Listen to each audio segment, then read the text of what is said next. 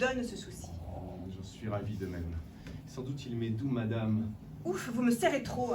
C'est pas que c'est de zèle. De vous faire aucun mal, je n'eus jamais dessein et j'aurais bien plutôt. Que fait là votre main? Je tâte votre habit. L'étoffe en est moelleuse. De grâce, laissez. Je suis fort chatouilleuse. Mon Dieu, que de ce point l'ouvrage est merveilleux. On travaille aujourd'hui d'un air miraculeux. Jamais en toute chose on a vu si bien faire. Il est vrai. Mais parlons un peu de notre affaire. On tient que mon mari veut dégager sa foi et vous donner sa fille. Est-il vrai? Dites-moi. Il m'en a dit 2 mots. Mais... Madame, à vrai dire, ce n'est pas le bonheur après quoi je soupire. Et je vois, autre part, les merveilleux attraits de la félicité qui fait tous mes souhaits. C'est que vous n'aimez rien des choses de la terre. Mon sein n'enferme pas un cœur qui soit de pierre. Pour moi, je crois qu'au ciel tendent tous vos secrets, et que rien ici-bas n'arrête vos attraits. L'amour qui nous attache aux beautés éternelles n'étouffe pas en nous l'amour d'intemporel. Nos sens facilement peuvent être charmés des ouvrages parfaits que le ciel a formés.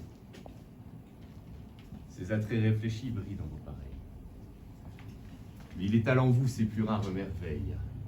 Il a sur votre face épanché des beautés dont les yeux sont surpris et les cœurs transportés.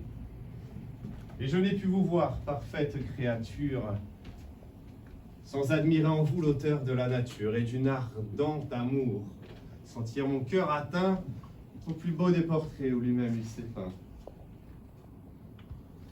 D'abord, j'appréhendais que cette ardeur secrète ne fût du noir esprit ne surpris de droite. Et même à fuir à vos yeux, mon cœur se résolut, vous croyant un obstacle à faire mon salut.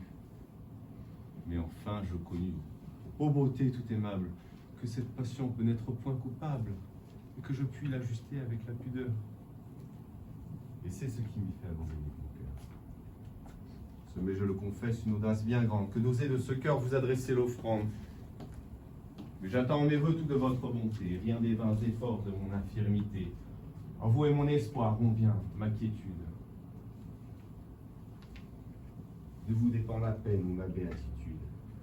Et je vais être enfin par votre seul arrêt. Heureux si vous voulez, malheureux si vous voulez.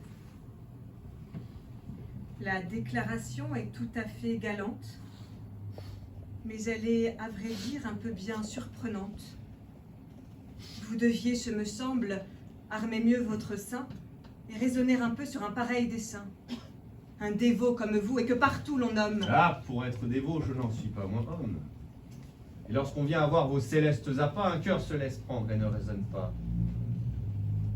Je sais qu'un tel discours de moi paraît étrange, madame. Mais après tout, je ne suis pas un ange.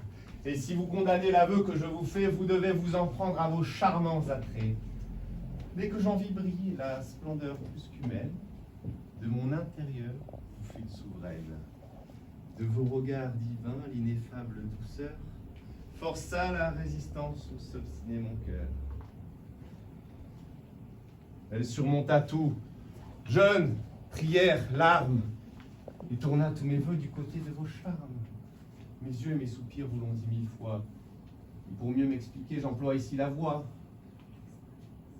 Si vous contemplez d'une âme un peu bénigne les tribulations de votre esclave indigne, s'il faut que vos bontés veuillent me consoler, jusqu'à mon néant daigne se ravaler, j'aurai toujours pour vous, ô suave merveille,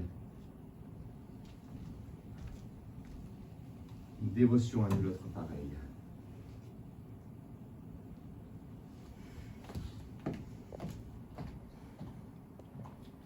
Votre honneur avec moi ne court point de hasard, et n'a nulle disgrâce à craindre de ma part. Tous ces galants de cour dont les femmes sont folles, sont bruyants dans leurs faits, et vains dans leurs paroles, de leurs progrès sans cesse. On les voit se targuer, ils n'ont point de faveur qu'ils n'aient divulgué. Et leur langue indiscrète, en qui l'on se confie, déshonore l'autel où leur cœur sacrifie. Mais les gens comme nous brûlent d'un feu discret, avec qui pour toujours on est sûr du secret. Le soin que nous prenons de notre renommée répond en toute chose à la personne aimée. Et c'est en nous qu'on trouve acceptant notre cœur de l'amour sans scandale et du plaisir sans peur. Je vous